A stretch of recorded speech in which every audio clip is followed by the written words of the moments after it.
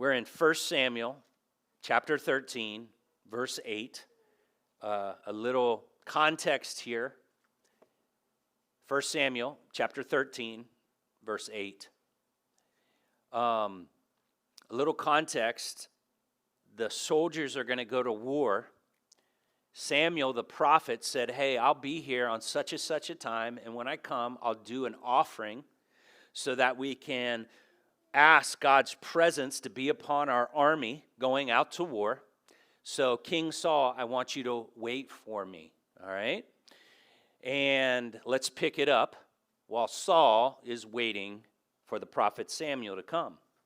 He waited 7 days, the time appointed by Samuel. But Samuel did not come to Gilgal.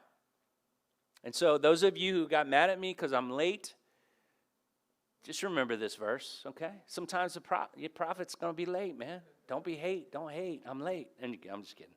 This is my new life verse. Anyway. All right. So and the people were scattering from him. And I want you to put scattering from him. I want you to put the word fear, please. Verse 9. So Saul said, bring the burnt offering here to me and the peace offering. And he offered the burnt offering. And as soon as he had finished offering the burnt offering, behold, Samuel came. And Saul went out to meet him and greet him. And Samuel said, what have you done?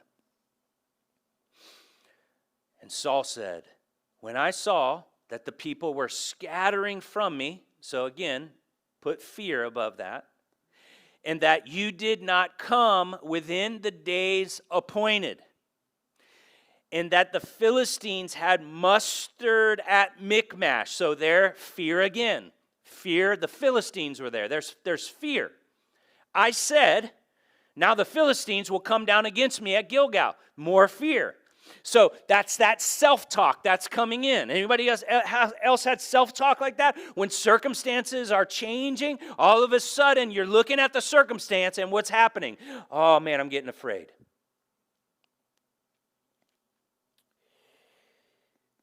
And I have not sought the favor of the Lord. Well, that seems like a pretty good motive. I want God to come. Keep in mind, he wanted to worship God his way. Boy, that'll preach right there. And not the way God assigned. He did it the way he wanted to do it, not in the way that God had ordered. Boy, that's very important. If you read in Samuel, I think it's 2 Samuel chapter 6, where the ark was on an ox cart, and they were moving the Ark of the Covenant on an ox cart because it had been taken by the Philistines, and the Philistines put it on an ox cart. And then the children of Israel, King David came, and they start bringing this Ark of the Covenant on the ox cart, the way that the Philistines moved it, not the way that God said. And as it started to fall, there was a guy named Uzzah who wanted to help, and he dropped there dead. And people are like, man, God is not compassionate. God is not kind. No. Understand, God had ordered the Israelites to carry the ark on poles by the priest. There was a way that God wanted worship. And when you get your worship from the Philistines and you try to worship the way the Philistines worship, that's not pleasing to our God. Scripture says there's a way that seems right to a man that ends in death. Be careful of this is what I like, this is what I want, this is the way I want. Oof. What do you want, God? How do you want it done, God? And Saul, because of fear, he did it his way. He worshiped God his way.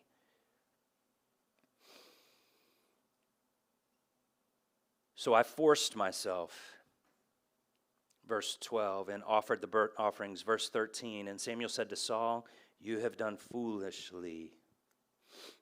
I love that Samuel just boldly spoke to the king who could have had him killed.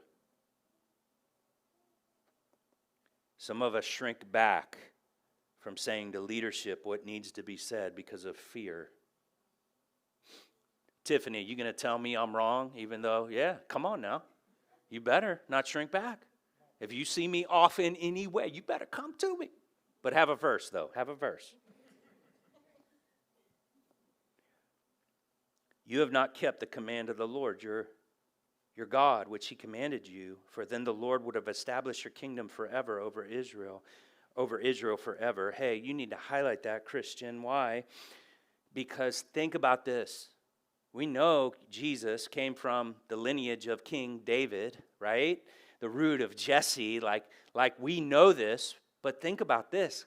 God is saying, Scripture is saying that Saul, if you would have obeyed God, your kingdom would be established forever. Wow. What does that mean to you? What does that mean to me? Our obedience matters. There's this thing of grace and sovereignty, of which I believe both of them are true and right and good, but sometimes the church says, you know what, it's God's will. If it's God's will, it's going to happen, or I don't have to do this, this, and this because God has already done this. And so we just kind of float through life, and we're not serious about the things of God or wanting to hear the things of God, and we move off of hard things, and we don't join God in building. We quote verses like, unless the Lord builds a house, we labor in vain. And so we just kind of, God's going to build his house. I'm just going to sit back and I'm going to watch these other people do it. But then in the New Testament, Jesus says, I will build my church and the gates of hell will not prevail. And so, Christian, if you're not building the church, you're not following Jesus.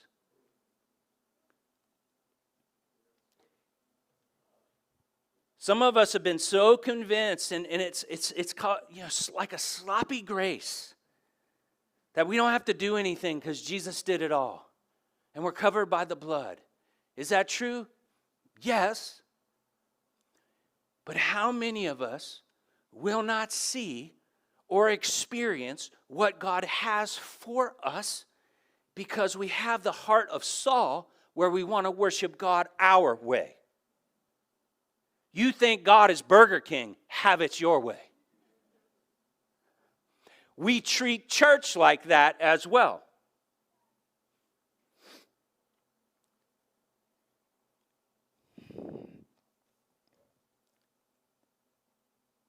Then the Lord would have established your kingdom over Israel forever.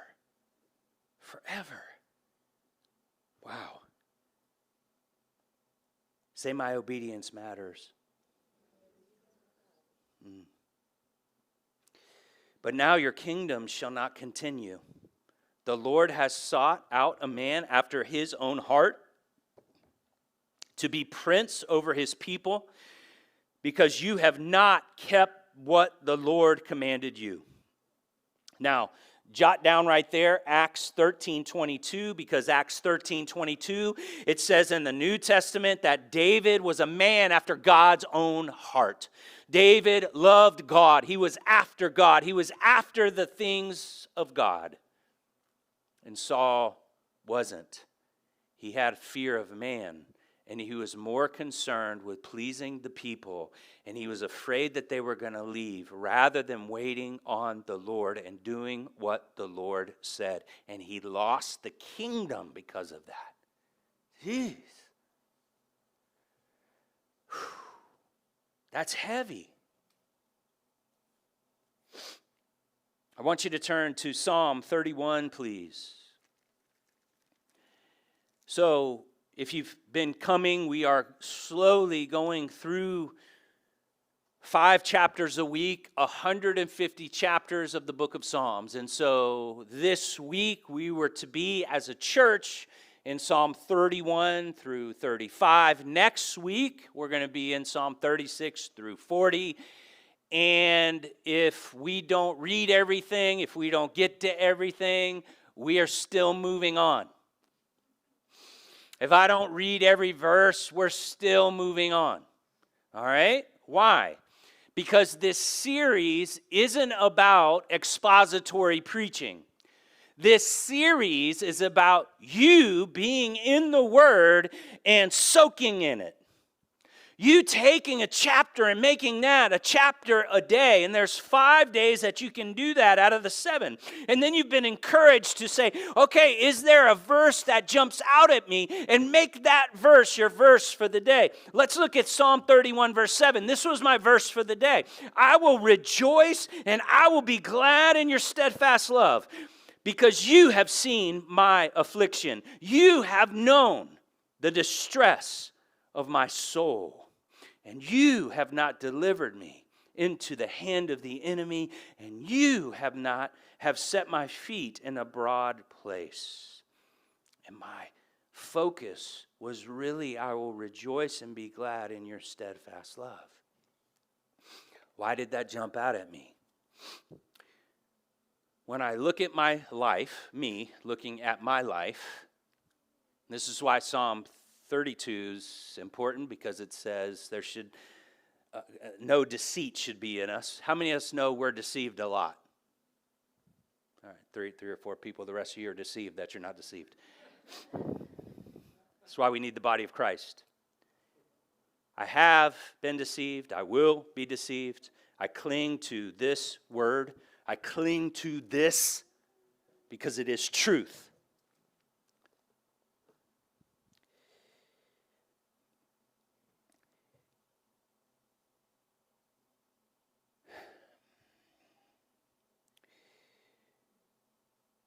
The point is that as you meditate on God's word, and the series is called High Five.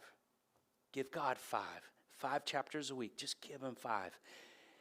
We want to love God. We want to worship God. And see, David was a man after God's own heart. And this is how David thought. This is how David lived. This is how David worshiped. This is how David loved the Lord. Do you want to be a man after God's own heart? Do you want to be a woman after God's own heart? Well, it's Psalm 31 through 35. Man, is this stuff in me? And I begin to think like a person after God's own heart. This is what we want from you. And so we're pushing you back into next week, 36 through 40. So you do a deep dive. You write down verses that are jumping out at you. And the reason why I highlighted this, because when I look at my life, I don't feel like I'm a rejoicer. I don't feel like I'm glad. You see that word? Glad. I mean, Dave's an elder. Dave, when you think of me rejoicing and glad, does that represent me? Just say no, bro. Because it doesn't. I'm too hard on myself. I'm too hard. I'm hard on you guys. I'm sorry. I'm trying not to be. I'm trying to be a lover.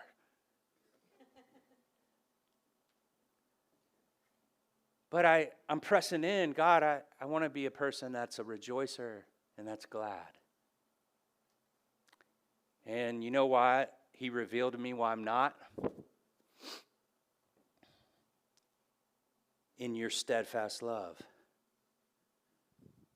When you're convinced of the love of God, you're just going to rejoice all the time. I'm not convinced enough. How many of us want to be more convinced? Yeah, good. I'm glad there's honest people here. That word, steadfast love, it's all over. So I asked you guys, hey, pray about a theme for the week. You know what my theme for the week is? God is a God of steadfast love. Why do I say that? Let's run through this here. Verse 7, go down to verse 16. Same chapter. Make your face shine on your servant. Save me in your steadfast love. Verse 21. Blessed be the Lord. He has wondrously shown his what? Steadfast love to me. Then go over to 32. Verse 10. Many are the sorrows of the wicked, but the steadfast love surrounds the one who trusts in the Lord. Go to 33, verse 5. He loves the righteous in justice. The earth is full of the steadfast love of the Lord. Go to verse 18 of 33. Behold, the eye of the Lord is on those who fear him, on those who hope in his steadfast love. Verse 22. Let your steadfast love, O Lord, be upon us, even as we hope in you. So I'm seeing steadfast love everywhere. But yet, see, David was, who has been forgiven much, loves much. Why do we know love? Because he first loved us. And as we're convinced of the love of God, you know, in Ephesians chapter 3, 14 on down, Paul is praying for the church, and he prays this, that you would come to know the love of God that surpasses understanding, meaning you're never, until you go to heaven, you'll never understand the depths of God's love. May you know how deep, how high, how wide is the love of God that surpasses understanding. You don't know God's love yet. Say, I don't know God's love yet. How do we know that? Well, if you've ever feared, it means you're not convinced of God's love. Because if you were, you wouldn't be afraid of anything. Some of you are like, I'm not afraid of anything. I was feeling like that one time, then I saw a snake. I was like, oh! And then God was like, see?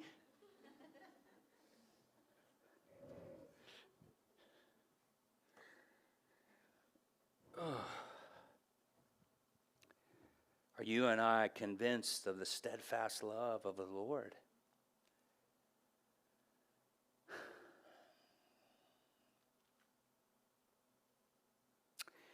There's three things I want to give you here.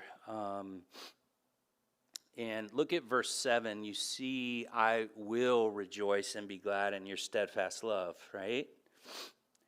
That's intention. David had he was focused on I will. Like there is this declaration, I will be glad. There is this fight. There is this passion that I will. And man, have you really said that? Look at 34:1. I will bless the Lord at all times. Look at all times. Highlight all times. Here's the question. Do you bless the Lord at all times? The answer is no. And neither do I. When this happens, what they say, what's happening, this circumstance, I can identify with Saul. Like, God, the enemy's coming, and what do? I need to do something.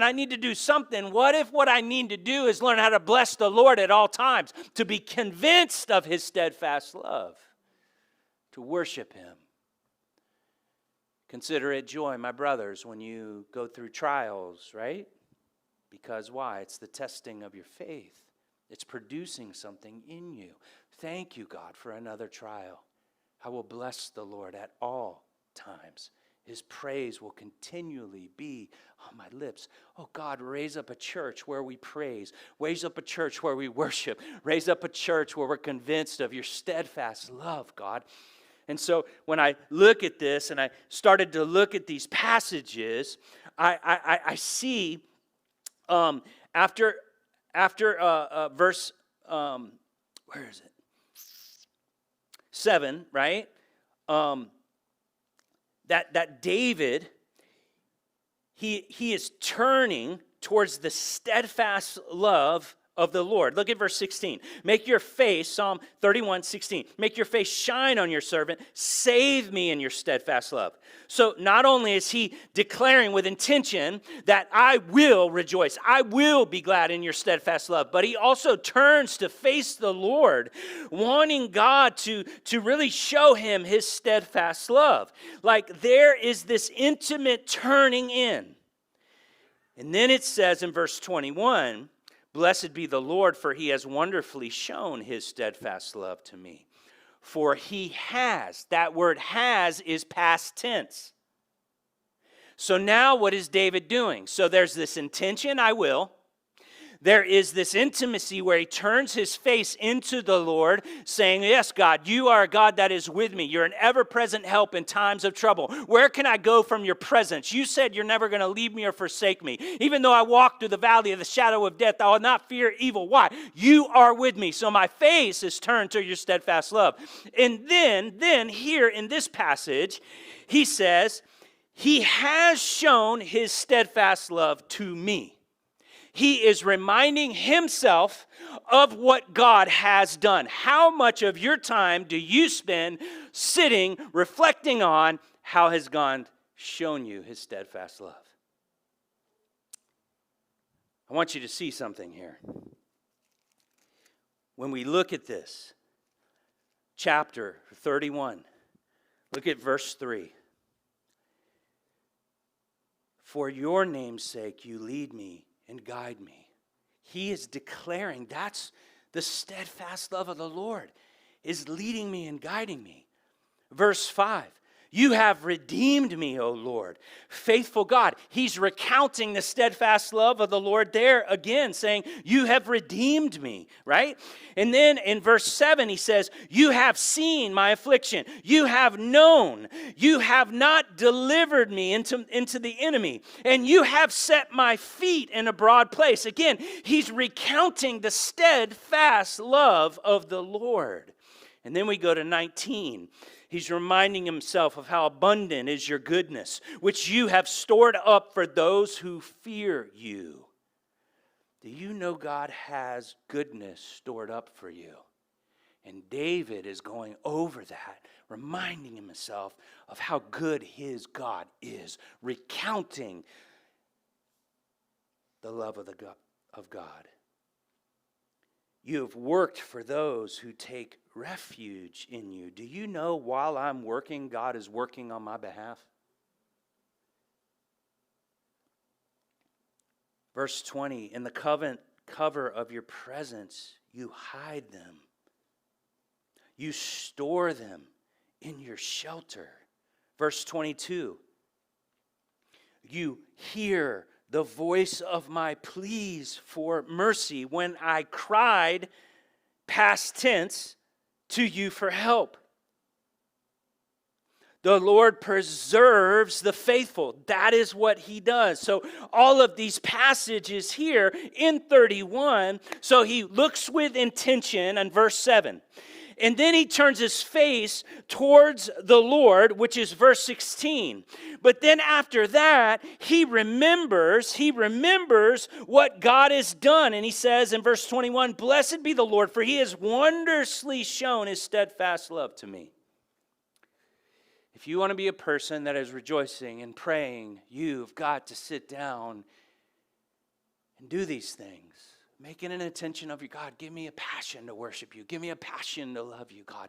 Do you know if there was one command in the Bible that would send us all to hell that we disobeyed, it's this one. Love the Lord your God with all your heart, soul, mind, and strength. Nobody does that. I won't even go to love your neighbor as yourself because nobody does that either. And that's the reality. God has been so good to us. And I want God to do in me what I can't do in myself, is giving me a greater passion to love and to worship and to rest in his steadfast love. I want to intentionally turn my face towards him and love him for him, not for what he can do for me, just for him because I love his presence. And I want to begin to quit running around and worrying, but just to stop and to write down the things that he has done because he has been so faithful. He's been so faithful. So faithful. And David was praising his God, resting in the steadfast love of the Lord. That love will cast out all fear. If you and I are convinced of love, we'll never fear again.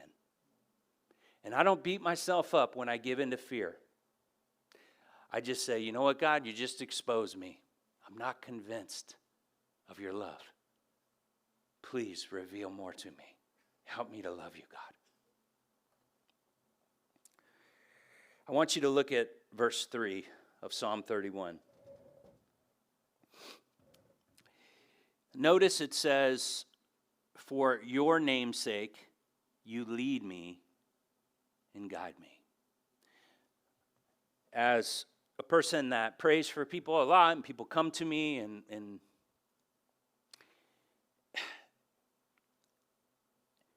the question is, do you want God to lead you for your name's sake or his name's sake? You see that there in verse 3, 31? What's this thing about, Christian? Is this about your namesake or his namesake? Go back to Psalm 23, verse 3. And what does it say? You lead me on paths of righteousness for what? Your namesake. Have you reached the place, Christian, where you said, you know what, God, I'm no longer living for my name anymore. I'm done with that. I want to live for your name and your glory alone. He wants to lead and guide you for that. His name to be glorified and exalted. And so, why do you want him to lead? So that he can bless your life, so that you can get this promotion, so that you can. And a lot of the prayer requests have to do with us. No, God. What will cause the glory of your name to be exalted? I want that. This isn't about my name. This is about your name. And the promise is that he guides you and he leads you when you're really, really concerned for his name's sake alone. Oh, God, purify our hearts. Another announcement that I had, by the way, is we're going to be starting fight clubs shortly at the end of August. We're launching them. And basically what a fight club is, and some of you are already in them now, but it's a group of tight-knit people that are together that have decided, hey, I want to follow Jesus, but I know I need accountability. And so they meet in a tight-knit group of 3 or 4 people on a weekly basis, and they hold each other accountable. They go through training, right, the Bible, right, and just different things. But they begin to do life together. The past couple weeks, I've been out of town. I've had a couple weddings. I was up in Pennsylvania for Kyle and Kelsey's wedding, and then Virginia last week for Jeremy and Paige's wedding. And what was cool for me to see is that, you know who was at both of those weddings was Mike Tutwiler and Tina Tutwiler. And I want to give a shout out to them. Why? Because Mike has been in a fight club for the past 2 to 3 years with Kyle, who was single, with Jeremy, who was single. And as those dudes were crying, when am I going to find my wife? Mike was like, hey, bro. No, I don't know what he did. But he probably encouraged them up. And he probably challenged them, right? And like, oh, man, she looks good. Yeah, but is she godly?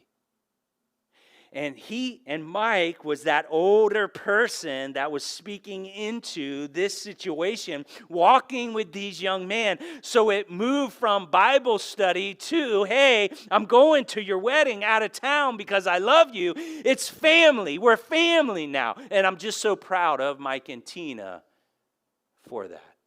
I'm thankful because that's what the body of Christ does. That's what we're to be about, guys. And so Let's go to 32.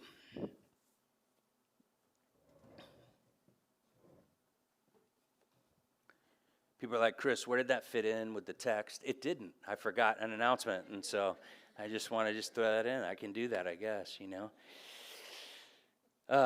Well, I tell you what, Mike was walking in the steadfast love of the Lord, loving those young guys, right? They were experiencing the love of God. Because you can't have love without commitment. You can't have love without commitment. Jesus was committed to the 12. All right, 32. There's your tie-in. Blessed is the one whose transgression is forgiven, whose sin is covered. Blessed is the man whom the Lord counts no iniquity, and in whose spirit there is no deceit. For when I kept silent, my bones wasted away through my groaning all day long. For day and night your hand was heavy upon me. My strength was dried up as by the heat of summer. I acknowledge my sin to you, and I did not cover my iniquity. Keep your finger there. I did not cover my iniquity. Go back to the end of verse 2. In whose spirit there is no deceit. So 32:2 connects with verse 5, 32:5, I did not cover my iniquity. And I said, I will confess my transgressions to the Lord, and you forgave the iniquity of my sin. What a powerful passage. This is the beauty of the cross. This is the beauty of what God has done. I get to go to bed every night. Why? With peace and blessings, because all of my sins are forgiven because what Jesus has done. You see in verse 32, 1 and 2, you see that word blessed? It's there twice. It's connected to forgiveness of sin. The person that knows Jesus Christ as their Lord and Savior, they are blessed. They are blessed. Why? Because they can sleep at peace. They can lie down at night and not worry about anything. Why? Because their sins are covered. They are forgiven. God is a God of love. He's a God of grace. And Romans 5:1 says this, that we have now peace with God through the Lord Jesus Christ. If you know Christ, you have peace. If you don't know Christ, you do not have peace, and you are stuck in your sin. What is the opposite of blessed? Cursed. And those without Christ in the world are not blessed. They're actually cursed. Why? Because God is going to hold them accountable for the sin that they've done. If you're here today and you've never given your life to Jesus Christ, listen, the cross demonstrates the love of God. Romans 5:8 says, God demonstrated his love for us, that while we were sinners, Christ died for us.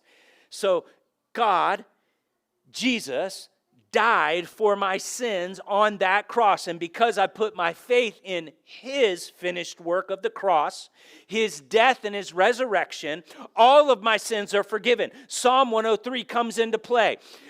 I've separated your sins as far as the east is from the west, and I remember them no more. Because God remembers my sin no more, I am blessed.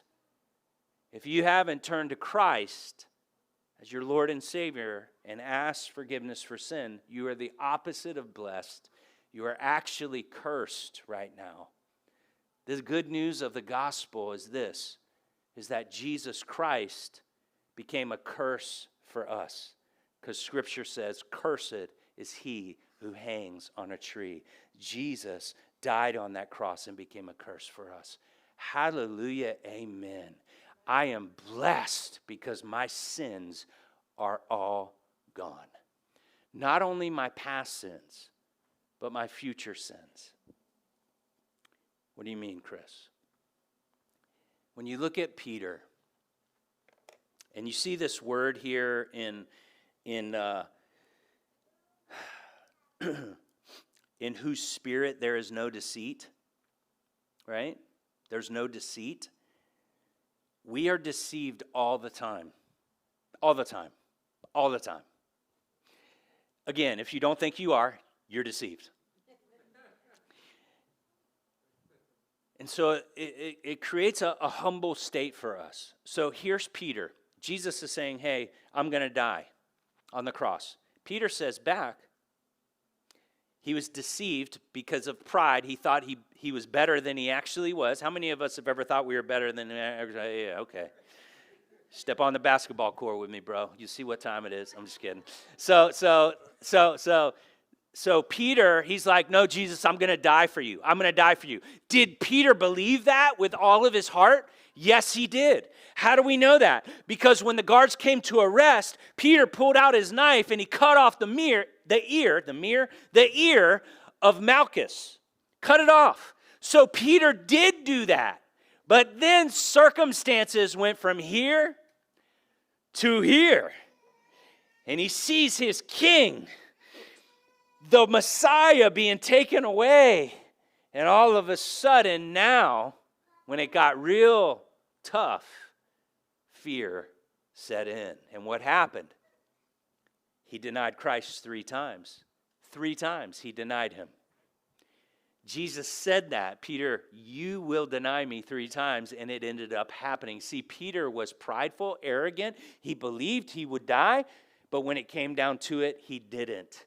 Listen, all of us can be in that place. This is why we need to be a humble folk, right? Don't kind of project out, man, when I do this, this, and this, if this happens, this is what I'm going to do. Hey, don't do that. In fact, Jesus says in Matthew 6:34, don't worry about tomorrow. Today has enough trouble of its own. I remember talking to a guy that lived in the inner city of Arkansas, and I had just moved my family into the inner city with my 2 little kids, and I was asking this guy, hey, man, have you ever thought about this happening? Have you ever thought about this happening? It was worst case scenarios. And he says back to me, and this was the wisdom of God, teaching me how to live and walk right. And he says, listen, God doesn't want us to think about the what ifs. That's the enemy's playground.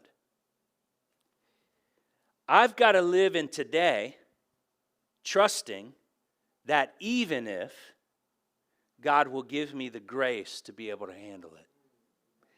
I'm not trusting in how strong of a disciple I am. I'm not trusting in my prayer life. I'm not trusting in my sacrifice. I'm not trusting in anything because I bring nothing to the table. My trust and my hope is God coming upon a broken and corrupt human being like myself and giving me the strength to endure whatever comes my way.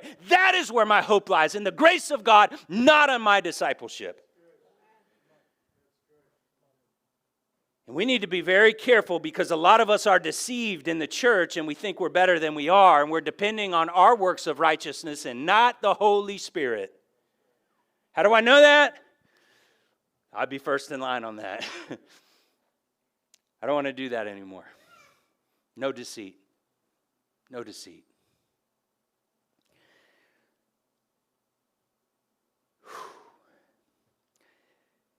My main verse in 32 was this, in verse 8. I will instruct you and teach you in the way you should go. I will counsel you with my eye upon you. Oh man, what a promise. Some of you are worried about what to do, where you're going to go, what does God want? Hey, here's focus, focus, focus. God's eye's on you, even if you can't see. His eye is on you, and he will counsel you. So verse 9, be not like a horse or a mule. Where are my horses and mules at?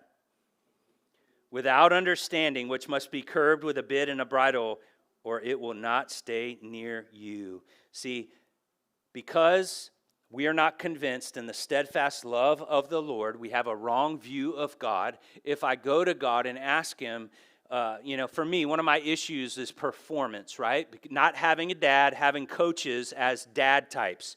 It put me into this performance that if I did well, my coach would affirm me and build me up, right? But if I did bad, then they would put me on the bench. And so I was trained for performance. With God, the performance has already happened. The cross, the death, and the resurrection, and it is finished. And we get to come into the victory that has already happened and has already won. It is his victory. He is my victory. This is why the Bible says that we're more than conquerors, because before the battle begins, I've already won the battle because I'm more than a conqueror, which means I won it before it starts. And I can look at any situation and know I'm going to have victory. Why? Not because of me and not because of my smarts, but because the King of Kings and the Lord of Lords is in me and with me. And if he wants me to have victory in this situation, I will. If he doesn't, I won't. But I bet you I'll learn from it, because a righteous man falls 7 times and gets back up again. So I thank God for the victories, and I thank God for the failures, and ultimately, victory is coming to me. It's coming to you. Y'all ready to go do something, man?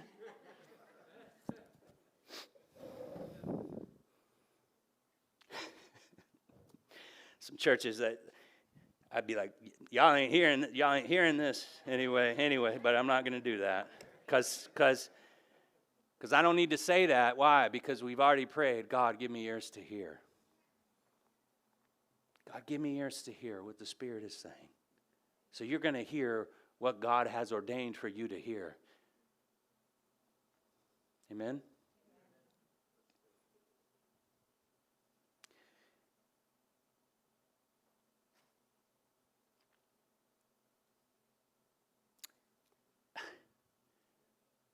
Last service, a person came up for prayer. I'm up front. They're trying to make a decision. And part of the decision had to do with work.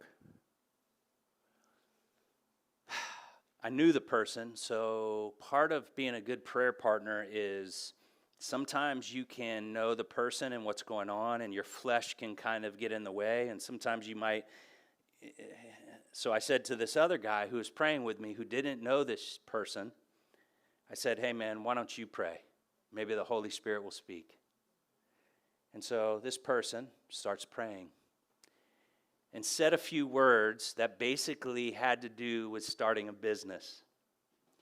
Then I came back around and I said, okay, that's confirmed because that's what I was praying myself, that you would start your own business, but I didn't want to say anything because I know your situation.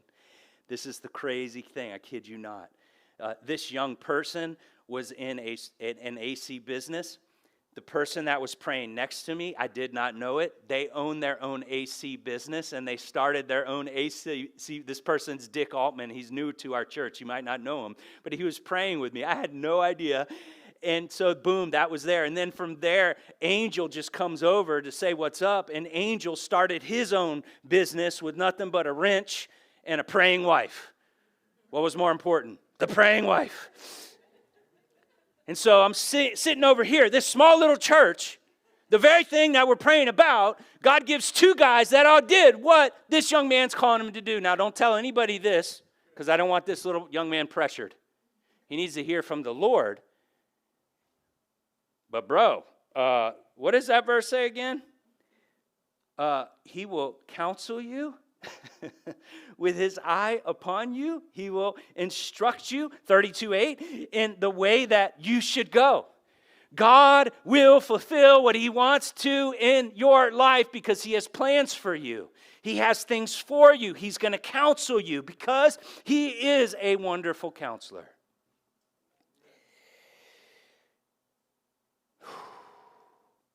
Stuff, it's just, I love the Bible. Let's go to 33:15.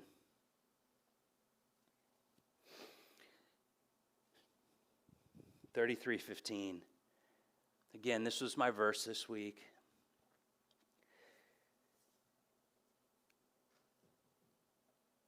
He who fashions the hearts of them all and observes all their deeds. How many of you today want God to fashion your heart? Fashion your heart. I want to be a man after God's own heart. I want God to fashion my heart. Go ahead and turn to Psalm 119:32, please. Psalm 119:32. And so I was meditating on this passage, God, fashion my heart, fashion my heart. And then all of a sudden I'm reminded of Psalm 119:32. And it says that when you enlarge my heart, I will run the course of your commandments. Do you know you can't just do God's commandments? You have to have a heart transplant, that God fashions your heart, he enlarges your heart, and gives you a passion and a desire to obey the commands of the Lord. Turn to Proverbs 21, verse 1. 21, verse 1. So this is why we need a heart transplant. 21:1, Proverbs, it says, the heart of the king is in what? The hand of the Lord. Your heart is in God's hand. And he wants to enlarge it. He wants to fashion it. He wants to make it like King David so that you're a man after God's own heart, that you're so in love with him that nothing matters, that you are convinced of the steadfast love of God. Oh man, God, do that in us. Give us hearts that want you for you, not for what you can do for us. Purify us, God. Fashion our heart. Fashion our heart. I'm giving you drive-by because of time. Let's drive by to Psalm 34:11. One of the biggest issues in the church is there's a lack of the fear of the Lord. And fear is not being afraid like God's going to strike me dead. It's more of an awe. That I have an awe of God. Jesus walked, according to Isaiah 11, in the fear of the Lord. He walked in the fear of the Lord. Scripture says that the fear of the Lord is the beginning of wisdom or knowledge. It's fear of the Lord, a reverence and an awe of God. But here 34:11 needs to be a prayer for you, disciple. God, will you teach me to fear you? Teach me, please. Look at the promises that are above. Verse 7 of 34. The angel of the Lord encamps around those who what? Fear him and delivers them. Verse 9. Oh, fear the Lord, you his saints, for those who fear him have no lack. And then God says, come, children, listen to me, and I will teach you the fear of the Lord. Guys, I've read books on the fear of the Lord, right? Over and over again, but it's not in learning education-wise, okay? It's you sitting for the Lord, asking him to teach you the fear of the Lord. He says, with a promise, I will teach you the fear of the Lord. And that's when you start to become wise and smart. And that's when a lot of promises kick in. Let's go back to Psalm 25. Psalm 25. This is a really, really good promise. Verse 14. Friendship of the Lord is for those who fear him, and he makes known to them his covenant. A lot of people sing that song, I am a friend of God. No, you're not. You don't fear him. You don't fear him. You don't reverence him. There's not an awe of him. He makes known his covenant. Man, the depths of the covenant of God. Jesus Christ became a covenant for us. So we need to be praying, God, teach us to fear you. All right, let's go to Psalm 34, which you're already in. 35, sorry.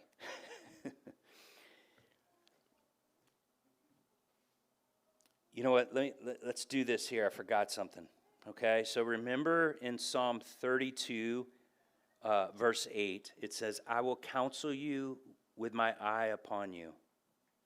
I want you to go to 33:18, and I want you to highlight, the eye of the Lord is on those who fear him, on those who hope in his steadfast love. And then I want you to go to 34:15. It says, the eyes of the Lord are towards the righteous, and his ears towards their cry. And so, guys, let's be reminded, God is looking. The Bible says that the eyes of the Lord search to and fro throughout the whole earth to find those whose hearts are set on him, those who have an undivided heart, those who have a heart that goes after God, a man or woman of God's own heart. And so it's really, really important to know and understand that God is watching us. And as he's watching us, this brings us into a greater fear and awe of the Lord. All right, 35. I want you to see, some of you dealing with depression, I understand, David understands. He says, I say to my soul, Psalm 35:3, say to my soul, your soul is built with the mind, the will, and emotions. And you've got to begin to speak to your own soul, Christian.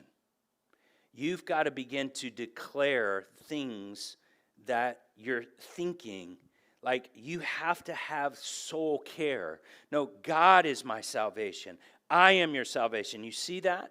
Verse 3. Then I want you to go down to verse 9. It says, my soul will, there's that intention again. My soul will rejoice in the Lord, exulting in his salvation. Then go down to verse 12. They repay me evil for good. My soul is bereft. There's a reality. Sometimes our soul is downcast. Jesus, in the garden, ready to embrace the cross, he says to his disciples, please watch with me because my soul is sorrowful. And so if Jesus' soul was sorrowful, you and I need to have a sensitivity to our soul, asking the Lord, oh God, can I be sensitive to just where I'm at, Lord? This whole passage of 35, David is being attacked. He's being maligned. He's being lied about. People are plotting against him. His soul is overwhelmed. But what is he looking at? Verse 27 of 35. Let those who delight in my righteousness shout for joy and be glad and say evermore, great is the Lord who delights in the welfare of his servant. Then my tongue shall tell of your righteousness and of your praise all the day long. Go to 34:1. I will bless the Lord at all times, and his praise shall continually be in my mouth. Christian, disciple, when your soul is so overwhelmed with sadness, it's my prayer that you can recognize that and begin to move off that and begin to bless the Lord at all times. Rejoice and be glad because He is your victory. He loves you with a steadfast love. He doesn't change. He doesn't change. He loves you despite you. And He stays with us because His love never, ever fails. This, my friends, is how to think, talk, live like a man or woman after God's own heart. And it's my prayer that you and I would be convinced of the steadfast love of the Lord. Convinced. It doesn't depend on our performance. Why? It's His performance. It is finished. It is done. We don't need to perform anymore. All of our hope lies in the cross and the finished work of the cross, His death, burial, and resurrection. So church, if you need prayer, prayer partners will be up here. Worship team, come on up. And next week, guys, 36 through 40, get into it. So, Father, we just thank you and we praise you for your love that never fails. I thank you, God, that you said over Jesus, this is my Son in whom I'm well pleased, before He did one miracle or did anything that we would say is great. You rejoice over each one of us. You love each one of us more than we know because of your agape love. Your love never fails. It doesn't change. Thank you, God, for your covenant love. Thank you for your steadfast love. Help us to worship you now, to sing to you, God, to adore you. You are so worthy.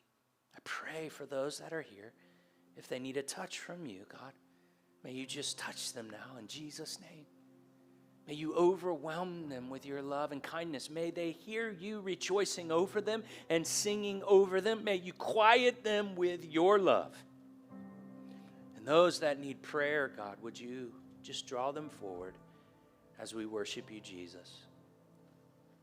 We ask this in the name that is above every name, the name of Jesus. Amen.